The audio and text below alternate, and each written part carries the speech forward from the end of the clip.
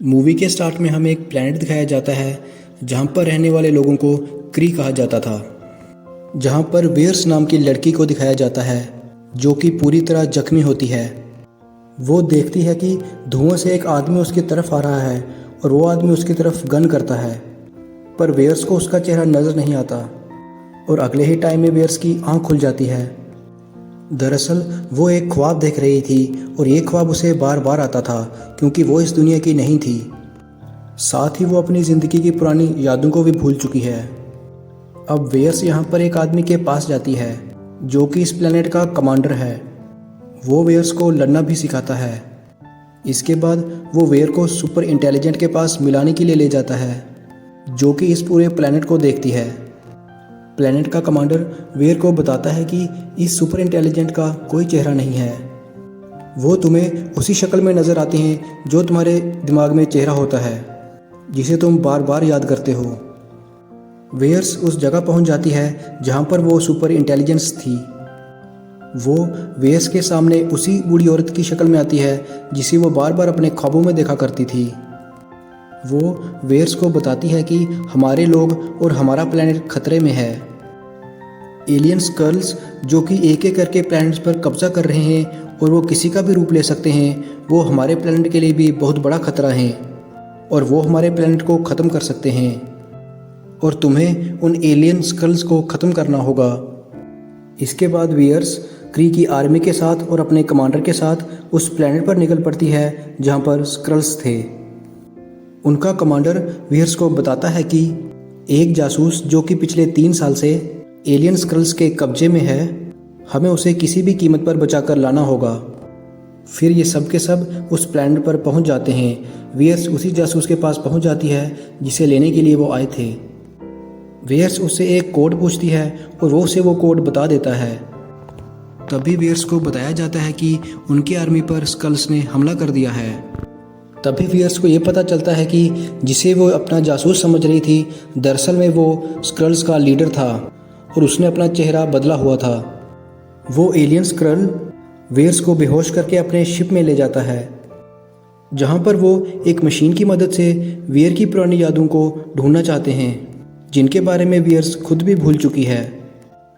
उन्हें पता चलता है कि वेयर्स पहले अर्थ पे थी और वो एक पायलट थी। यहाँ पर उसके साथ एक और लेडी होती है और ये वही लेडी थी जो उसे बार बार ख्वाबों में आती थी। स्क्रल्स एलियंस का लीडर उस लेडी के बारे में जानना चाहता था। वो अपने लोगों को उसकी लोकेशन का पता लगाने के लिए कहता है, लेकिन इससे पहले कि ये सब ऐसा करते, वेयर्स अपने सेंसेस में वापस आ जाती है। वो अपने आप को आज़ाद करके स्क्रल्स पर हमला कर देती है। वो उनसे पूछती है कि तुमने मेरे दिमाग में क्या डाला, और वो कहता है कि मैंने तुम्हारे दिमाग में कुछ नहीं डाला, ये सब कुछ तो पहले से ही तुम्हारे दिमाग में है। मैं सिर्फ उस डॉक्टर और लाइट स्पीड इंजन के बारे में जानना चाहता हूँ। तुम्हें अपने बारे में कुछ भी नहीं पता, तुम क्री के लोगों के बातों में फंस चुकी हो।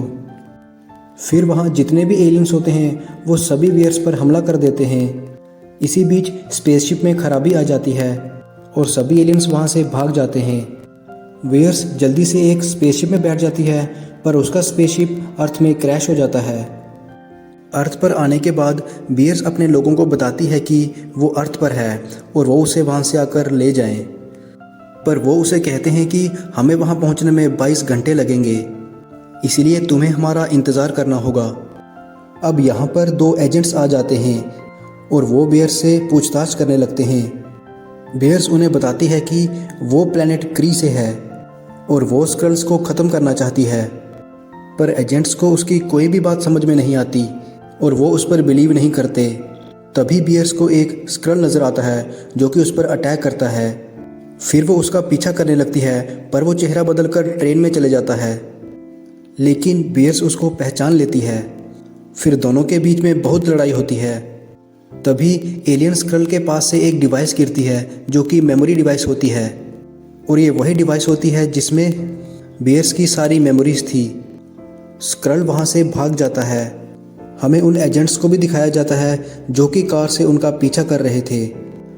तभी उस एजेंट को एक कॉल आती है और ये कॉल उसके दूसरे साथी की होती है और इसका मतलब ये होता है कि उसके साथ जो एजेंट है वो कोई और नहीं बल्कि एक स्क्रल होता है। जो कि रूप बदलकर उसके साथ बैठा हुआ है।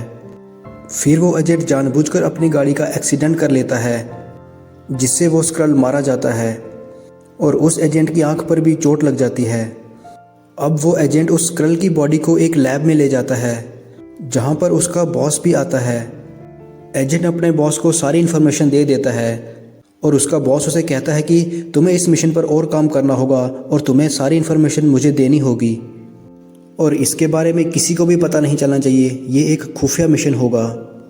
वहीं हम वियर्स को देखते हैं, जो कि उस मेमोरी डिवाइस को अपने हाथ के गैजेट में लगाती है। इससे उसे एक बार के बारे में पता चलता है और जब वो उस बार में जाती है तब उसे अपनी कुछ यादें नज़र आती हैं। दरअसल वो पहले भी यहाँ आ चुकी थी। तभी वहाँ वो एजेंट भी आ जाता है। वो वहाँ पर एक एयरबेस की तस्वीर को देखते हैं। फिर वो दोनों उस एयरबेस में जाते हैं। फिर उन दोनों को वहाँ पर एक कमरे में ले जाया जाता है, जहाँ से वो दोनों एक बहुत बड़े स्टोर में जाते हैं, जिसके अंदर बहुत सारी खुफिया फाइल्स होती हैं। यहाँ पर एक फ़ाइल उसी डॉक्टर वेंडी लूसेंट की होती है, जिसमें उसी डॉक्टर और लाइट स्पीड इंजन के बारे में कुछ नोट्स होते हैं। ये नोट्स उस डॉक्टर ने एलियन लैंग्वेज में लिखे होते हैं, जिन्हें देखकर बियर्स समझ जाती है कि डॉक्टर वेंडी लूसेंट एक क्री थी, ना कि इंसान। उसकी फ़ाइल को पढ़कर बियर्स को पता चलता है कि वो कुछ साल पहले लाइट स्पीड इंजन लेकर वहाँ से भाग गई थी। उनके साथ एक और पायलट भी थी। डॉक्टर लूसेंट वही है जो बियर्स के ख्वाबों में आती थी। यहाँ पर एजेंट को दिखाया जाता है। वो अपने बॉस को बताता है कि वो एक एयरबेस में है और वो उसे अपनी लोकेशन भेज देता है। उस एजेंट का बॉस जल्दी ही उस जगह पर पहुँच जाता है और जब वो एजेंट उसे बात करता है तो वो ये समझ जाता है कि ये उसका बॉस नहीं है, बल्कि एक स्क्रल है, जो कि उसके बॉस की शक्ल में बियर्स को यहाँ पर पकड़ने के लिए आया है। पर वो एजेंट उसे बातों में लगाकर वहाँ से निकल लेता है, पर उसका बॉस उसे फिर से पकड़ लेता है और उसे मारने लगता है। अब इससे पहले कि वो एलियन उस एजेंट को मार देता, वहाँ पर बियर्स आ जाती है। वो उस एलियन पर हमला कर देती है। फिर बियर्स और वो एजेंट एक प्लेन लेकर वहाँ से भाग जाते हैं। फिर ये दोनों उस दूसरी पायलट के घर पर पहुँचते हैं, जिसके बारे में इन दोनों ने डॉक्टर लूसेंट की फाइल में पढ़ा था। ये वही लड़की थी जिसने आखिरी बार डॉक्टर लूसेंट को देखा था। बियर्स को यहाँ पर पता चलता है कि ये लड़की उसकी बेस्ट फ्रेंड है। वो पायलट बियर्स को बताती है कि आज से 6 साल पहले जब डॉक्टर लूसेंट का प्लेन क्रैश हुआ था, तब उनका प्लेन तुम उड़ा रही थी, यानी कि आखिरी बार तुम उनके साथ थी। और हमने ये मान लिया था कि उस प्लेन क्रैश में तुम भी मारी जा चुकी हो। लेकिन बियर्स को इसके बारे में कुछ भी पता नहीं था, उसे कुछ भी याद नहीं था और ना ही उसे उस लड़की के बारे में कुछ याद आ रहा था। अब हम देखते हैं कि यहाँ पर स्क्रल्स का लीडर आ जाता है और वो बियर्स को बोलता है कि मैं यहाँ पर तुमसे लड़ना नहीं चाहता, मैं बस तुमसे बात करना चाहता हूँ और मैं तुम्हें उस शाम की रिकॉर्डिंग दिखाना चाहता हूँ जिस शाम को तुम डॉक्टर लूसेंट के साथ थी। इसके बाद वो स्क्रल वो रिकॉर्डिंग दिखाता है, जिसमें डॉक्टर लूसेंट बियर्स को एक लोकेशन बताती है और कहती हैं कि हमें इस लोकेशन पर जाना है और वहाँ पर मेरी लैब है। ये देखकर बियर्स को सब याद आ जाता है। उसे याद आ जाता है कि उस शाम को वो डॉक्टर लूसेंट के साथ लाइट स्पीड इंजन लेकर उनकी लैब में जा रही थी, पर उन पर किसी ने हमला कर दिया था, जिसकी वजह से उनका प्लेन क्रैश हो गया था। क्रैश होने की वजह से डॉक्टर लूसेंट बुरी तरह से जख्मी हो गई थी और उन्होंने बियर्स को यह बताया था कि ये सब हम इसलिए कर रहे हैं ताकि हम जंग को पूरी तरह से ख़त्म कर सकें।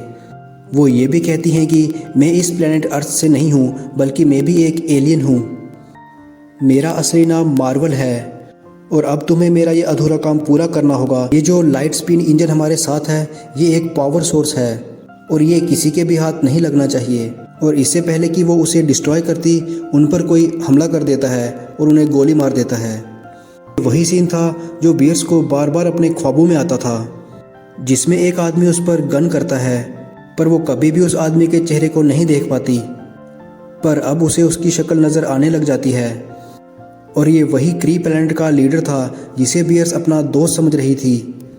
वो बियर्स से एनर्जी सोर्स के बारे में पूछता है, पर तभी बियर्स उस एनर्जी सोर्स पर फायर कर देती है, जिससे एनर्जी सोर्स में बहुत बड़ा धमाका होता है और उसकी सारी पावर्स बियर्स के अंदर आ जाती हैं। प्लैनेट का लीडर बियर्स को इसलिए नहीं मारता क्योंकि उसे उस एनर्जी सोर्स की ज़रूरत थी और वो एनर्जी सोर्स अब बियर्स के अंदर था। अब यहाँ कहानी प्रेजेंट में आती है जहाँ स्कल्स का लीडर बियर्स को बताता है कि वो एक गलत प्लैनेट का साथ दे रही है। क्री के लोगों ने ही हमारे प्लैनेट को ख़त्म कर दिया है। जब हम लोगों ने उनके आगे हार नहीं मानी तो उन्होंने हमारे प्लैनेट को पूरी तरह से ख़त्म कर दिया और इसीलिए हम एक प्लैनेट से दूसरे प्लैनेट में पनाह लेते हैं। वो बियर्स को बताता है कि डॉक्टर लॉसन यानी कि मार्वल ने जिस लाइट स्पीड इंजन को बनाया था उसकी मदद से किसी भी स्पेसशिप को बिजली की रफ्तार से चलाया जा सकता था जहां पर ग्री की आर्मी कभी भी नहीं पहुंच सकती थी। इसीलिए तुम उस लाइट स्पीड इंजन को ढूंढने में हमारी मदद करो। बियर्स कहती है कि मैंने तो उसे ख़त्म कर दिया था। तब स्कल्स का लीडर बताता है कि तुमने सिर्फ लाइट स्पीड इंजन को डिस्ट्रॉय किया था पर उसका एनर्जी सोर्स अभी भी उस लैब में है और उस लैब की लोकेशन डॉक्टर मार्वल ने तुम्हें बताई थी। वो उसको बताती है कि उस लैब की लोकेशन अर्थ पर नहीं है बल्कि वो स्पेस में है और उसकी लोकेशन बार बार चेंज होती है। फिर वो सब उस स्पेसशिप में बैठ के स्पेस में उस जगह पर जाते हैं जहाँ पर वो लैब थी और जल्दी वो सब उस लैब तक पहुँच जाते हैं। जब वो उस लैब के अंदर जाते हैं तो वहाँ पर वो उस एनर्जी सोर्स को देखते हैं जिससे ब्लू कलर की रोशनी निकल रही थी। अब हम देखते हैं कि स्कल्स का लीडर डॉक्टर लॉसन के लैब में अजीब सी आवाज़ निकालने लगता है और कुछ ही देर बाद उसकी फैमिली जो कि पिछले 6 सालों से वहाँ पर रह रही थी वो उसके सामने आ जाती है। वो उनको देखकर बहुत ही खुश होता है। स्कल की वाइफ उसे बताती है कि डॉक्टर मार्वल ने हमें किसी भी तरह का सिग्नल देने से तुम तक पहुँचने से मना किया था, नहीं तो ग्री के लोग इस लोकेशन को ट्रेस कर लेते। कुछ समय बाद हम देखते हैं कि क्री का लीडर और उसकी आर्मी भी उस स्पेसशिप में पहुंच जाते हैं। यहाँ पर वो बियर्स को कैप्चर कर लेते हैं और उसकी सेंसिस को अपनी सुप्रीम लीडर के पास भेज देते हैं। अब यहाँ पर बियर्स को वो सुपर इंटेलिजेंट डॉक्टर मार्वल की शक्ल में नज़र आती है। ग्री के लोग बियर्स की गर्दन के पीछे एक डिवाइस लगाते हैं जिससे कि वो उसकी पावर्स को कंट्रोल कर सकते थे। अब बियर्स को ये बात पता चल जाती है और वो उस डिवाइस को अपनी गर्दन से निकालकर फेंक देती है जिससे कि बियर्स की सारी पावर्स वापस आ जाती हैं और वो बन जाती है कैप्टन मार्वल और वो अपनी पावर से ग्री के लोगों को अपने से दूर कर देती है और वो वहाँ से वो एनर्जी सोर्स लेकर उस एजेंट के पास चली जाती है। कैप्टन मार्वल उसे बोलती है कि तुम इसे यहाँ से लेकर चले जाओ। एजेंट के हाथ में डॉक्टर लॉसन की एक बिल्ली होती है पर वो बिल्ली असल में एक एलियन होती है और वो उस एनर्जी सोर्स को निकल जाती है। इसके बाद वो एजेंट और वो लड़की जो कि बियर्स की दोस्त थी वो स्कल्स को लेकर एक स्पेसशिप पे वहाँ से निकल जाते हैं। क्री का लीडर भी उस एनर्जी सोर्स को हासिल करना चाहता था इसलिए वो अपना स्पेसशिप लेकर उनका पीछा करने लगता है पर कैप्टन मार्वल उसके स्पेसशिप को पकड़ लेती है और वो उसके प्लेनेट को क्रैश कर लेती है। इसके बाद हमें अर्थ के दूसरी साइड में एक स्पेसशिप को दिखाया जाता है जिसमें कि कुछ लोग होते हैं जो कि ग्री के प्लेनेट से थे। जब वो अपने प्लेनेट के लोगों को हारते हुए देखते हैं तो वो अर्थ की तरफ बड़े बड़े मिसाइल्स फेंक देते हैं लेकिन कैप्टन मार्वल्स इन मिसाइल्स को एक ही झटके में ख़त्म कर देती है। वो लोग जब कैप्टन मार्वल की पावर्स को देखते हैं तो वो कहते हैं कि अब हमें यहाँ से चले जाना चाहिए लेकिन हम बदला लेने के लिए वापस ज़रूर आएंगे। इसके बाद कैप्टन मार्वल दोबारा अर्थ पर आती है। यहाँ पर वही क्री प्लैनेट का लीडर होता है। कैप्टन मार्वल उसे उसके स्पेसशिप में बिठाती है और कहती है कि तुम सुप्रीम इंटेलिजेंस से कहना कि मैं वहाँ आ रही हूँ सब कुछ डिस्ट्रॉय करने के लिए। इसके बाद दिखाया जाता है कि कैप्टन मार्वल उस एजेंट को उसका पेजर लौटाती है और उसे कहती है कि मैंने इसमें कुछ अपडेट्स किए हैं, अब मैं किसी भी प्लैनेट में रहूँ और तुम मुझे इसके थ्रू मैसेज कर सकते हो और मैसेज तभी भेजना जब बहुत ज़्यादा इमरजेंसी हो। इसके बाद कैप्टन मार्वल्स अर्थ से निकल जाती है। इसके बाद हमें वो एजेंट दिखाया जाता है जो कि अपने असिस्टेंट को बोलता है कि हमें नहीं पता कि अर्थ में और कौन कौन रह रहा है, इस बार तो हमें कैप्टन मार्वल ने बचा लिया लेकिन हमें इसी तरह और भी सुपर हीरोज़ की ज़रूरत है। हमें सुपर हीरोज़ की एक टीम बनानी होगी। और एट द एंड हमें दिखाया जाता है कि वो बिल्ली जिसने कि वो एनर्जी सोर्स निगल लिया था वो उस एजेंट के टेबल पे उस एनर्जी सोर्स को दोबारा से उगल लेती है। और इसी के साथ ही मूवी यहीं पर एंड हो जाती है। Thanks for watching this explanation.